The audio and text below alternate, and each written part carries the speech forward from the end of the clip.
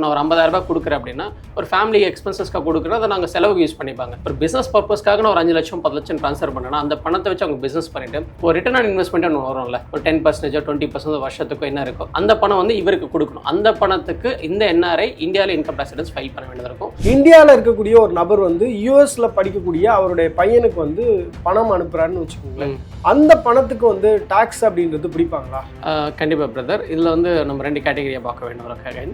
So நீங்கள் இந்தியாவிலேருந்து உங்கள் பையனுக்காக எஜுகேஷனுக்காக நீங்கள் அனுப்புறீங்க அப்படின்னா அப் டு 7 lakhs வரைக்கும் எல்ஆர்எஸ் ஸ்கீம்னு இருக்குது.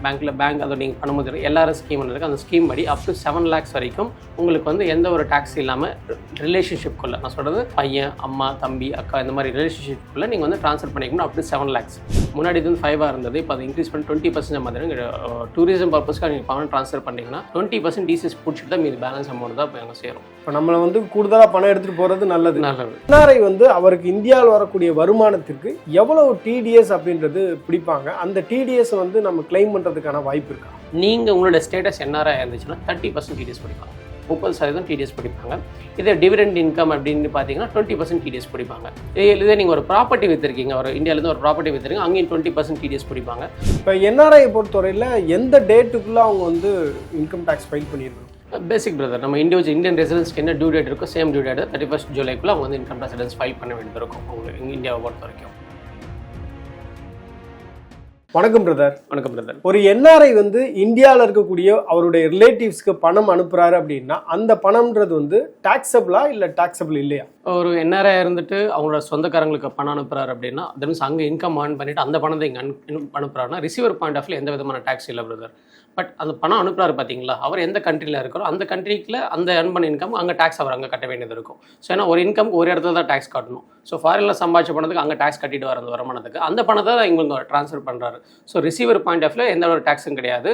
பட் ஏர்ன் பண்ணுறவர் அந்த நாட்டில் டாக்ஸ் கட்ட வேண்டியது இருக்கும். இப்போ ஒரு என்ஆர்ஐ அவருடைய ரிலேட்டிவ் இல்லை அவருடைய பிரதர் வந்து ஒரு பிஸ்னஸ் இங்கே ரன் பண்ணிட்டு இருக்காரு. ஓகே, அவர் வந்து ஒரு பிஸ்னஸ் பர்பஸஸ்க்காக பணம் அனுப்புறாரு, அவருடைய அக்கௌண்ட்டுக்கு அனுப்புறாரு, அவருடைய பிரதருடைய அக்கௌண்ட்டுக்கு அனுப்புறாரு அப்படின்னா அது வந்து டாக்ஸபிள் ஆர் இல்லையா? பிரதர், இப்போது இது 2 விதமாக நம்ம பார்க்க முடியும். இப்போ நீங்கள் பேசும்போதுனா ஒரு பிரதருக்கு அனுப்புறாருன்னு சொல்லிங்க, ஒரு பிரதருக்கு அனுப்புறது வந்து ரிலேட்டட் பார்ட்டி டிரான்சாக்ஷன் எடுத்துக்கலாம். அப்போ வந்து டேக்ஸ் இல்லாமல் கூட நம்ம ஒரு ஆங்கிளில் டேக்ஸ் இல்லைன்னு சொல்லலாம். 2வது ஆங்கிளில் அது பிரதராக இல்லாமல் தேர்ட் பார்ட்டியாக இருக்காங்க அப்படின்னா அந்த பணத்தை வச்சு அவங்க என்ன பண்ணுவாங்க, ஒரு பிஸ்னஸ் பண்ணுவாங்க. ஈவன் பிரதராக இருந்தாலும் அதை வச்சு பிஸ்னஸ் பண்ணிவிட்டு அதுலேருந்து ஒரு ரிட்டர்ன்ஸ் வரும் பார்த்தீங்களா. இப்போ நான் ஒரு 50,000 கொடுக்குறேன் அப்படின்னா ஒரு ஃபேமிலி எக்ஸ்பென்சஸ்க்காக கொடுக்குறேன், அதை நாங்கள் செலவுக்கு யூஸ் பண்ணிப்பாங்க. ஒரு பிஸ்னஸ் பர்பஸ்க்காக நான் ஒரு 5 லட்சம் 10 லட்சம் ட்ரான்ஸ்ஃபர் பண்ணேன்னா அந்த பணத்தை வச்சு அவங்க பிஸ்னஸ் பண்ணிவிட்டு ஒரு ரிட்டர்ன் ஆன் இன்வெஸ்ட்மெண்ட் ஒன்று வரும்ல, ஒரு 10% 20% வருஷத்துக்கு என்ன இருக்கோ அந்த பணம் வந்து இவருக்கு கொடுக்கணும். அந்த பணத்துக்கு இந்த என்ஆர்ஐ இந்தியாவில் இன்கம் டேக்ஸ் ரிட்டர்ன்ஸ் ஃபைல் பண்ண வேண்டியது இருக்கும். அந்த போர்ஷனுக்கு மட்டும் டேக்ஸ் கட்ட வேண்டியது இருக்கும். அப்படி கிளியராக சொல்ல, ஒரு 10 lakhs ட்ரான்ஸ்ஃபர் பண்ணால் அந்த 10 lakhsக்கு டேக்ஸ் வராது, ரிசீவருக்கும் வராது, கிவருக்கும் வராது. அந்த 10 lakhs வச்சு அவர் பிஸ்னஸ் பண்ணியிருப்பார்ல, இவன் பிரதராக இருக்கலாம், இல்லைனா வந்து ஃப்ரெண்டாக இருக்கலாம், தேர்ட் பார்ட்டியாக கூட இருக்கலாம். அதுலேருந்து ஒரு ப்ராஃபிட் வந்திருக்குன்னு வச்சுக்கலாம், ஒரு 2 லட்ச ரூபா ப்ராஃபிட் வந்திருக்கு. அதில் இவர் இன்வெஸ்ட் பண்ணதுக்காக ஒரு 1 லட்சம் கொடுக்கணும். அந்த 1 லட்சத்துக்கு NRI has to file income tax returns in India. இப்போ ஒரு என்ஆர்ஐ வந்து அவருடைய என்ஆர்இ அக்கௌண்ட்டுக்கு பணத்தை டிரான்ஸ்ஃபர் பண்றாரு அப்படின்னா அதுக்கு வந்து எந்த டாக்ஸும் கிடையாது. அவருடைய பிரதர் அல்லது பிளட் ரிலேட்டிவ்ஸ்க்கு பணம் அனுப்புறாரு, ஒரு பிசினஸ் பர்பஸஸ்க்காக அவங்களுடைய அக்கௌண்ட்டுக்கு அனுப்புறாரு அப்படின்னா அது வந்து டாக்ஸபிள் அப்படின்றது சொல்றீங்க. இதே நேரத்தில் வந்து ஒரு என்ஆர்ஐ அவருடைய ஃப்ரெண்டுக்கு அனுப்புறாரு, ஒரு அவருடைய மேரேஜ் அனிவர்சரிக்கோ இல்லை வந்து பர்த்டேக்கோ வந்து ஒரு கிஃப்டா வந்து பணம் அனுப்புறாரு, 1 லட்ச ரூபா அனுப்புறாரு அப்படின்னா அதுக்கு வந்து டாக்ஸ் பிடிப்பாங்களா? Yes brother. இப்போ வந்து அவங்க ரிலேட்டிவ்ஸ் நடுவில் கொடுத்துக்கிறாங்க அப்படின்னா அதுக்கு எக்ஸம்ஷன் வந்து கிஃப்ட்டுக்கு. பட் ஒரு தேர்ட் பார்ட்டிக்கு அனுப்புகிறாங்க, நான் பிளட் ரிலேஷன்ஸ் எல்லாருக்கும் அனுப்புகிறாங்கன்னா கண்டிப்பாக அது taxable receiver point of view. யார் அந்த கிஃப்ட்டை வாங்குறாங்களோ, இப்போ ஒரு கல்யாணத்துக்காக நான் வந்து ஒரு லட்சம் 2 லட்சம் நான் கிஃப்ட்டாக கொடுக்கல, பர்த்டேக்கு ஏதோ ஒரு அக்கேஷன்ஸில் கொடுக்குறேன்னா யார் அந்த கிஃப்ட் அமௌண்ட்டை வாங்குறாங்களோ அவருக்கு அது டாக்ஸபிள். இப்போ நார்மலாக வந்து ஒரு என்ஆர்ஐ வந்து ஒரு கிஃப்டாக வந்து அவங்களுடைய பிளட் ரிலேட்டிவ்ல இருக்கக்கூடிய யாருக்கு பணம் அனுப்புனாலும் அதுக்கு வந்து டாக்ஸ் இல்லையா? டாக்ஸ் கிடையாது, அதுக்கு டாக்ஸ் கிடையாது. ஆனா பிசினஸ் பர்பஸஸ்க்காக ஒரு பெரிய அமௌண்ட் ட்ரான்ஸ்ஃபர் பண்றாங்க அப்படின்னா அது வந்து அது கண்டிப்பா வரும். ஏன்னா அதுல இருந்து ஒரு ரிட்டர்ன் இன்வெஸ்ட்மெண்ட் வரும்ல, நம்மளோட எக்ஸ்பென்சஸும் கொடுக்கும்போது ரிட்டர்ன் ஆன் இன்வெஸ்ட்மெண்ட் எதுவும் கிடையாது. ஏன்னா அது இன்வெஸ்ட்மெண்ட் ஆங்கிள் சேஞ்ச் ஆயிடும். அதனால இப்போ ஒரு என்ஆர்ஐ பொறுத்தவரையில என்ன மாதிரியான இன்வெஸ்ட்மெண்ட்ஸ் வந்து இந்தியாவில் அலௌடு? அஃப்கோர்ஸ் பிரதர், அவர் வந்து share market, share trading, property வாங்குறது, இது எல்லாமே அவர் ஆஸ் யூஷுவல் எல்லாமே பண்ணலாம். பட் பிஸ்னஸ் அவரோட பேரில் இண்டிபெண்ட்டாக பிஸ்னஸ் பண்ணணும்னா மட்டும் அலௌடு கிடையாது. இப்போ அவர் என்ஆர்ஐ ஸ்டேட்டஸ் ஆகிடாருன்னா அவர் இப்போ எக்ஸாம்பிள் இந்தியாவில் பார்த்தீங்கன்னா ப்ராப்பர்ட்டிஷிப் கன்சர்ன் சொல்லுவோம், partnership firm, private limited company, LLP எல்லாம் சொல்லுவோம். இல்லை பெரும்பாலும் இந்தியாவில் பண்ணுறதுனா ப்ராப்பர்ட்டிஷிப் கன்சர்ன் நான் ஒரு ஆள் தான் இருப்பேன், என்னோட பேரில் எல்லா பிஸ்னஸ் நடக்கும். பட் நீங்கள் ஒரு என்ஆர்ஐ மாறிட்டீங்கன்னா நான் இந்தியாவில் என்னோட பேரில் மட்டும் பிஸ்னஸ் பண்ணணும் அப்படின்னா முடியாது. நீங்கள் பிஸ்னஸ் பண்ணணும்னு நினச்சா கண்டிப்பாக ஒரு ரெசிடென்ட் உங்கள் கூட இருக்கணும். ஸோ ஒரு என்ஆர்ஐ இருக்கீங்கன்னா இதை நீங்கள் பார்ட்னர்ஷிப் ஃபார்ம் தொடங்கலாம். நீங்கள் ஒரு என்ஆர்ஐ இருந்துட்டு ஒரு இந்தியாவில் இருக்க ஒரு ரெசிடென்ட்டை சேர்த்துக்கிட்டு 2 பேர் சேர்ந்து பிஸ்னஸ் பண்ண முடியும். இல்லை ஒரு என்ஆர்ஐ இருந்துட்டு நீங்கள் இன்னொருத்தர் ஆட் பண்ணி ஒரு பிரைவேட் லிமிடெட் கம்பெனியாக இல்லை எல்எல்பியை ஸ்டார்ட் பண்ண முடியும். பட் இண்டிபெண்ட்டாக நான் ஒருத்தர் தான் நான் என்னோட பேரில் மட்டும் பிஸ்னஸ் பண்ணலாம் முடியாது. போர்ட் ஆஃப் டைரக்டர்ல இருக்கலாம், டைரக்டரா இருக்கலாம், டைரக்டர் ஆனால் ஃபவுண்டரா இருக்கக்கூடாது. ஃபவுண்டரா இல்லை, இண்டிபெண்ட்டாக ஒரு தனிப்பட்ட நபராக பிஸ்னஸ் பண்ண முடியாது, சேர்ந்து பண்ண முடியும்னு சொல்ல வரேன். இப்போ எக்ஸாம்பிள் நீங்கள் இருக்கீங்க, நீங்களும் நானும் சேர்ந்து பண்ணலாம். நீங்கள் இந்தியன், நான் வந்து என்ஆர்ஐ, நம்ம 2 பேர் சேர்ந்து ஒரு partnership firm private limited company தொடங்கி பண்ண முடியும். இப்போ இந்தியாவில் இருந்து எந்த ஒரு சப்போர்ட்டில் நான் மட்டும் என்னோட பேரில் ரெஜிஸ்ட்ரேஷன் பண்ண முடியும்னா முடியாது.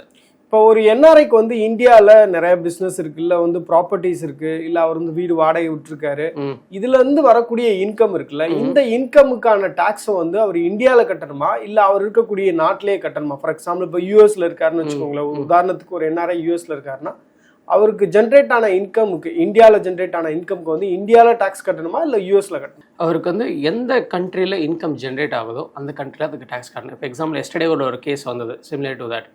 இதில் பார்த்தீங்கன்னா அம்மா கிட்ட இருந்து பாட்டி கிட்ட இருந்து ப்ராப்பர்ட்டி வந்து ஆட்டோமேட்டிக்காக பேரனுக்கு வருது. அம்மா எல்லாம் அம்மா ஸ்ட்ரெயிட்டாக பேரனுக்கு வருது.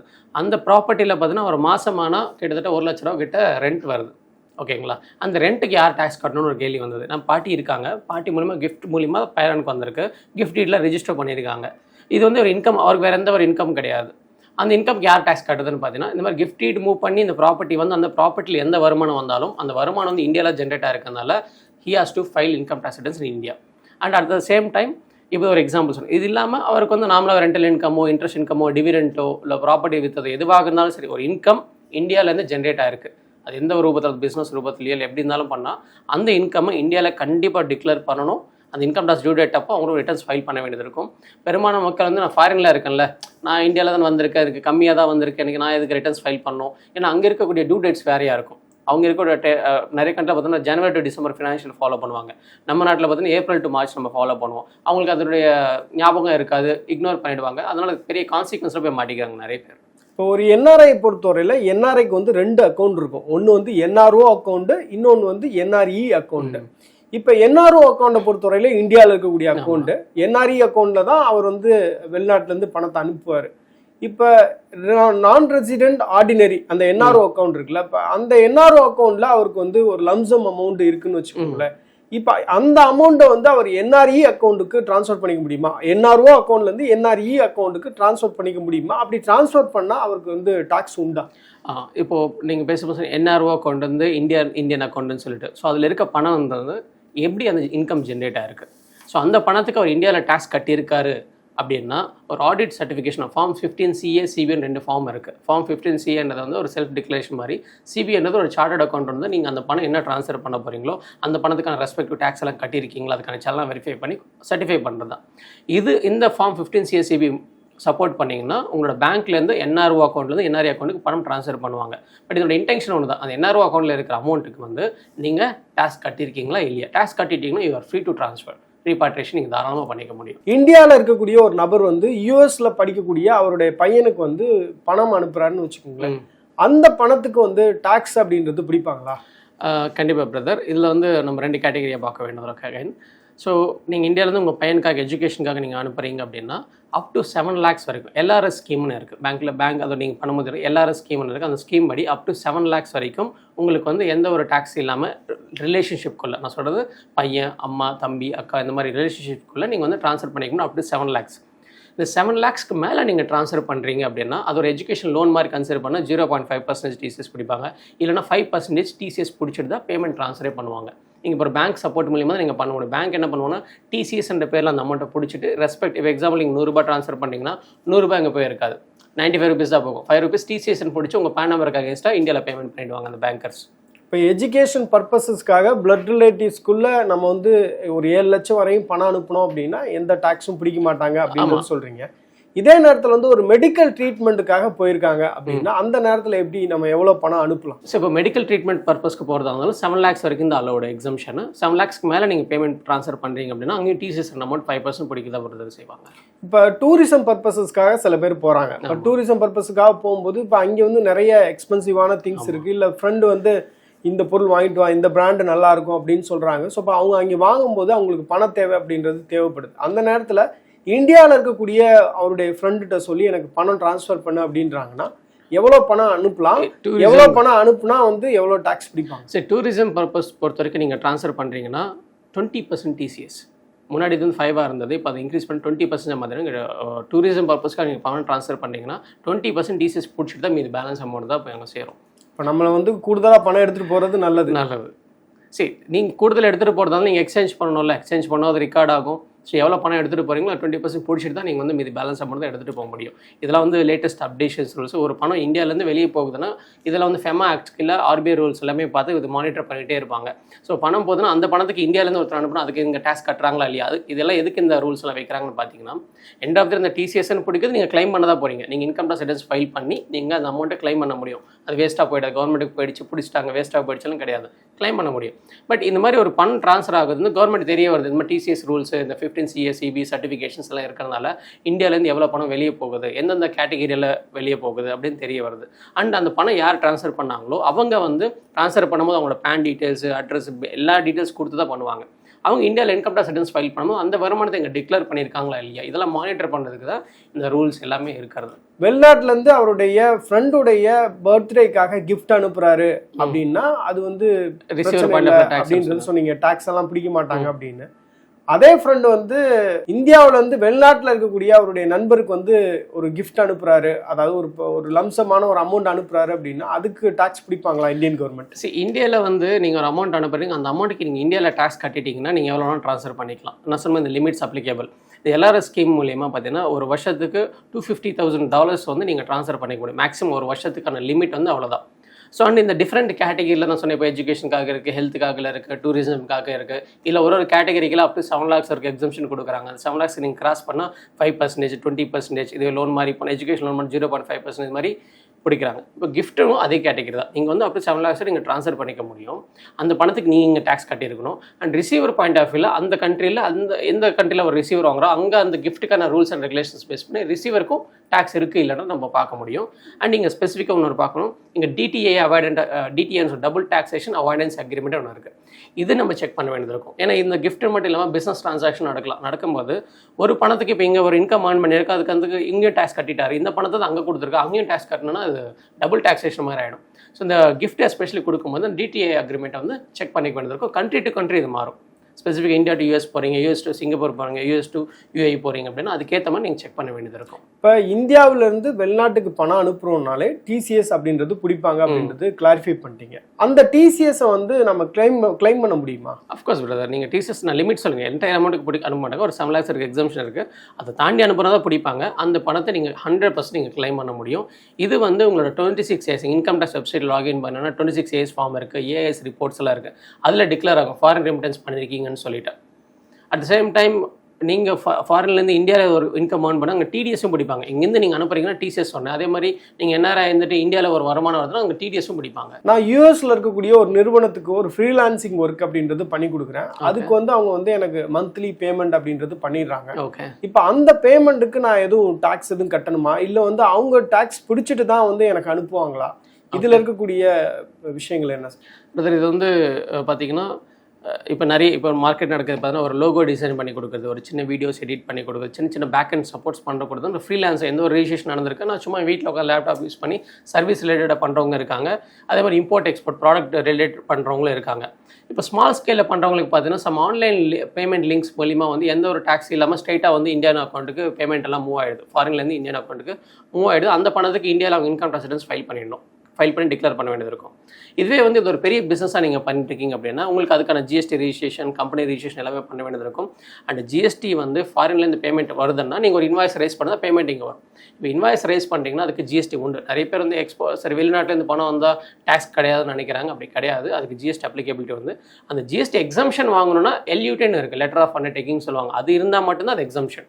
இல்லைனா கிடையாது. ஸோ ஸ்மால் ஸ்கேலில் பண்ணுற வரைக்கும் பிரச்சனை கிடையாது. அது ஒரு பெரிய பிஸ்னஸாக எடுத்துகிட்டு போகிறீங்கன்னா டெஃபினெட் இதெல்லாமே ஃபாலோ பண்ண வேண்டியது இருக்கும். ஒரு என்ஆர்ஐ வந்து அவருக்கு இந்தியாவில் வரக்கூடிய வருமானத்திற்கு எவ்வளவு டிடிஎஸ் அப்படின்றது பிடிப்பாங்க, அந்த டிடிஎஸ் வந்து நம்ம கிளைம் பண்ணுறதுக்கான வாய்ப்பு இருக்கா?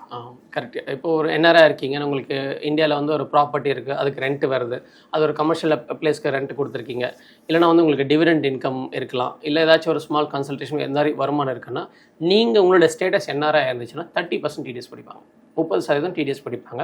இதே டிவிடெண்ட் இன்கம் அப்படின்னு பார்த்தீங்கன்னா 20% டிடிஎஸ் பிடிப்பாங்க. இதே நீங்கள் ஒரு ப்ராப்பர்ட்டி விற்றுருக்கீங்க, ஒரு இந்தியாவிலேருந்து ஒரு ப்ராப்பர்ட்டி விற்றுருக்கீங்க, அங்கேயும் 20% டிடிஎஸ் பிடிப்பாங்க. அந்த ப்ராப்பர்ட்டியோட வேல்யூ வந்து ஷார்ட் டேர்ம்லாம் இருக்குது, capital gain, short term long term சொல்லுவோம்ல. உடனே ப்ராப்பர்ட்டி வாங்கி வித்தின் இயர்க்குள் நீங்கள் விற்கிறீங்கன்னா ஷார்ட் டேர்மில் அப்போ 30% பிடிப்பாங்க. மோர் தென் இயருக்கு மேலே இருக்குன்னா லாங் டேர்ம் அப்படிங்கும்போது 20% டிடிஎஸ் பிடிப்பாங்க. So TDS are applicable.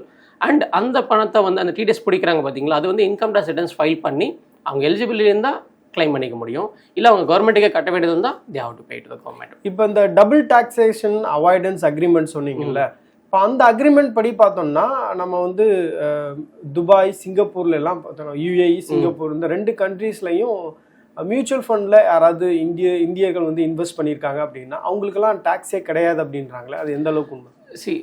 இது வந்து ஸ்பெசிஃபிக்காக வந்து அந்த அக்ரிமெண்ட்டை தான் பார்க்கணும், லேட்டஸ்ட் அப்டேஷன்ஸ் செக் பண்ண வேண்டியது இருக்கும் எந்த ஒரு நாட்டாக இருந்தாலும் சரி.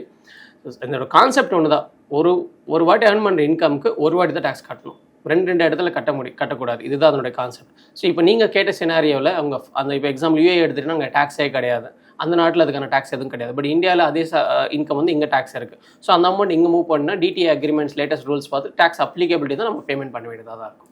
இப்போ பெஸ்ட் ப்ராக்டிஸ் அப்படின்னா என்னென்ன பிரதர்? ஒரு என்ஆர்ஐ தெரிஞ்சுக்க வேண்டிய பெஸ்ட் ப்ராக்டிசஸ் ஆன் டேக்ஸ் அப்படின்னா என்ன? ஓகே, ஸோ ஒரு என்ஆர்ஐக்கு வந்து எந்த ஒரு லீகல் லிட்டிகேஷன்ஸ், இந்த பிரச்சனைகள், டாக்ஸஸ் ரிலேட்டட் எந்த ஒரு தலைவலி இல்லாமல் ஸ்மூத்தாக போகணும் அப்படின்னா ஃபர்ஸ்ட் திங் அந்த என்ஆர்ஓ அக்கௌண்ட்டு, என்ஆர்இ அக்கௌண்ட், இந்த ஸ்டேட்மெண்ட்ஸ்லாம் ப்ராப்பராக வச்சுக்கிட்டு பேமெண்ட் என்னென்ன இன்கம் வருதெல்லாம் ப்ராப்பர் டீட்டெயில்ஸ் மெயின்டைன் பண்ணணும். அந்த ஸ்டேட்மெண்ட்ஸ் தனித்தனியாக மெயின்டைன் பண்ணணும். ரெண்டாவது பார்த்தீங்கன்னா எனி இன்கம் இந்தியாவில் என்ன இன்கம் ஜென்ரேட் ஆனாலும் அந்த இன்கமுக்கு வந்து இக்னோர் பண்ணாமல் இன்கம் டேக்ஸ் ரிட்டர்ன்ஸ் ஃபைல் பண்ணிடணும். இன்கம் டேக்ஸ் ரிட்டர்ன்ஸ் ஃபைல் பண்ணிட்டாங்கன்னா அவங்களுக்கு பெரும்பாலான இஷ்யூஸ் வராது. ஏன்னா டிபார்ட்மெண்ட்டை பொறுத்த வரைக்கும் நீங்களாக டிக்ளேர் பண்ணுற வரைக்கும் உங்களுக்கு என்னென்ன இன்கம் வந்திருக்குன்னு தெரியாது. அவங்ககிட்ட ஒரு ஸ்மால் லெவல் ஆஃப் இன்ஃபர்மேஷன் மட்டும் தான் இருக்கும். பட் நீங்களாக சொன்னால் மட்டும் தான் அது கன்க்ளூஷன் ஆகும். ஸோ என்ன இன்கம் இருக்கோ ஃபைல் பண்ணுங்கள். இன்கம் சுத்தமாக இல்லை, ஜீரோ இன்கம்னா no need to worry about it. But கொஞ்சமாக இன்கம் இருந்தாலும், ஒரு ரெண்டல் இன்கம் வந்தாலும், ஒரு இன்ட்ரெஸ்ட் இன்கம் இருந்தாலோ எதுவாக இருந்தாலும் டிக்ளேர் பண்ணிவிடுங்க. அண்ட் ஒரு என்ஆர்ஏ இருக்கும்போது நீங்கள் வந்து இப்போ எக்ஸாம்பிள் நான் ஃபாரினில் இருக்கேன், எனக்கான ஃபேமிலிக்கான இன்சூரன்ஸ் இங்கேருந்து லோக்கலில் வேறு நான் பணம் ட்ரான்ஸ்ஃபர் பண்ணி அதுலேருந்து பேமெண்ட் பண்ணிக்கிறது, என்ஆர்ஓ அக்கௌண்ட்டில் வர இன்ட்ரெஸ்ட்டை வந்து அவாய்ட் பண்ணுறது. உன்னோட இந்தியாவில் ஒரு பேங்க் அக்கௌண்ட் வச்சுருப்பீங்க, இல்லை சின்னதாக அமௌண்ட் ஏதாவது ஒன்று கிரெடிட் ஆகிருக்கும், சின்ன அமௌண்ட் தான் இக்னோர் பண்ணுறது. இந்த மாதிரி இக்னோர் பண்ணாமல் அதுவும் கன்சிடர் பண்ணிவிட்டு அதை டிக்ளேர் பண்ணி ரிட்டர்ன்ஸ் ஃபைல் பண்ணுங்க. ஏன்னா பெரும்பாலும் வந்து பேசிக் எக்ஸாம்ஷன் லிமிட்குள்ளே கம்மியாக தான் இருக்குன்னா உங்களுக்கு டேக்ஸே வராது. ஃபைல் பண்ணது இட்ஸ் பேசிக் திங் தான். ஸோ ஃபைல் பண்ணது மேண்டேட்ரி. அண்ட் பெரிய டிரான்சாக்ஷன்ஸ் ஏதாச்சும் பண்ணுறீங்க, லைக் ப்ராப்பர்ட்டி வாங்குறீங்க, இல்லை ப்ராப்பர்ட்டி விற்கிறீங்க, இல்லை ஹியூஜாக வந்து ஷேர் ட்ரேடிங் இந்த மியூச்சுவல் ஃபண்ட்ஸ் இன்வெஸ்ட்மெண்ட் பண்ணுறீங்க, இல்லை ஒரு பிஸ்னஸ்க்காக இன்வெஸ்ட் பண்ணுறீங்க அப்படின்னா ஒரு ப்ராப்பர் கன்சல்டேஷன், ஒரு ப்ரொஃபஷன்ஸோட கன்சல்டேஷன் எடுத்துக்கிட்டு அதுக்கான ரூல்ஸ் அண்ட் ரெகுலேஷன்ஸ் என்ன இருக்குன்னு தெரிஞ்சுக்கிட்டு பண்ணுறது இட்ஸ் மோர் அட்வைசபிள். ஸோ இந்த விஷயங்கள் அவங்க பண்ணாவே வந்து பெரும்பாலான இஷ்யூஸ்லேருந்து அவங்க அவாய்ட் எஸ்கேப் ஆக முடியும். இப்போ என்ஆர்ஐ பொறுத்தவரையில் எந்த டேட்டுக்குள்ளே அவங்க வந்து இன்கம் டேக்ஸ் ஃபைல் பண்ணியிருக்கணும்? பேசிக் பிரதர், நம்ம இந்தியன் ரெசிடென்ஸ்க்கு என்ன டியூ டேட் இருக்கோ சேம் டியூ டேட் 31 ஜூலைக்குள்ள அவங்க வந்து இன்கம் டேக்ஸ் ரிட்டர்ன்ஸ் ஃபைல் பண்ண வேண்டியது இருக்கும் அவங்களுக்கு இந்தியாவை பொறுத்த வரைக்கும். இப்போ அவங்கெல்லாம் வந்து வெளிநாட்டில் இருக்காங்கல்ல, இப்போ நம்ம இந்தியர்கள்னா இப்போ இங்கே இருக்கிறோம், நமக்கு வந்து அதோடைய இதை வந்து ட்ராக் பண்ணிக்கிட்டே இருப்போம், நம்ம ஃபைல் பண்ணிடுவோம். வெளிநாட்டில் இருக்கக்கூடியவங்களுக்கு வந்து நிறைய சினாரியோஸ் இருக்கு. இப்போ ஃபார் எக்ஸாம்பிள் அவங்களுடைய காலநிலை மாற்றமே வேற, இன்னைக்கு நமக்கு நைட்டாக இருக்கும், அவங்களுக்கு நாளைக்கு பகலாக இருக்கும். ஸோ அந்த மாதிரியான டே டிஃப்ரென்சஸ் அப்படின்றதெல்லாம் இருக்குல்ல, அதனால ஏதாவது ஸ்பெஷல் எக்ஸம்ஷன் அப்படின்றது அவங்களுக்கு இருக்கா? ஒரு எக்ஸம்ஷன் கிடையாது. ஏன்னா ஒரு வருஷம் மார்ச் மந்தில் முடியுது, நம்மளுக்கு டியூ டேட் அப்போ ஜூலை தான். எந்த காலம் நீங்கள் சொன்ன மாதிரி இருந்தாலும் அந்த எனஃப் டைம். ஸோ நம்ம கொடுக்குற எந்த எக்ஸ்கியூஸை டிபார்ட்மெண்ட் அக்செப்ட் பண்ண மாட்டாங்க. Due date is same for every one. Viewers, இந்த வீடியோ உங்களுக்கு பிடிச்சிருக்கும் நான் நம்புகிறேன். Thank you brother. மேலும் ஈடி தமிழ் சேனல்ல வரப்போகும் பிசினஸ் மற்றும் அது ரிலேட்டடான வீடியோவை பார்க்க உடனே கீழே இருக்க சப்ஸ்கிரைப் பட்டனை கிளிக் பண்ணுங்க.